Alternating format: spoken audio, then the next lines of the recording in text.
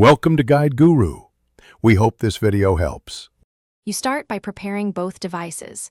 Make sure the WH-1000XM4 has at least some charge and is powered off.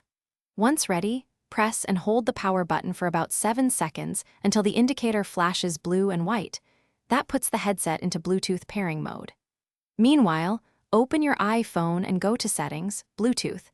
Keep that screen visible so new devices appear immediately. Doing these steps first saves time and avoids repeated resets, and makes the iPhone actively search for the headset. Once the headset is in pairing mode, look on your iPhone under Other Devices for WH-1000XM4.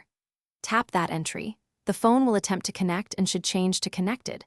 Make sure you allow any pairing prompts that appear, because denying them blocks the link.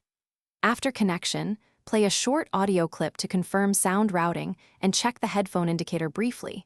Stable audio and a connected label mean pairing succeeded. If you plan to use hands-free calls, test the mic right away to verify profiles.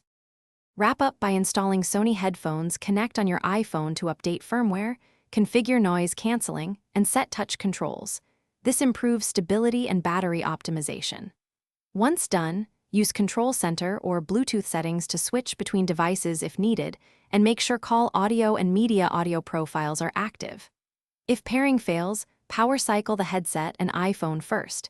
If still stuck, reset the WH-1000XM4 and choose Forget this device on the iPhone, then repeat pairing.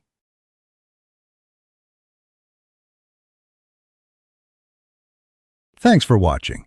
Consider subscribing if we helped you today.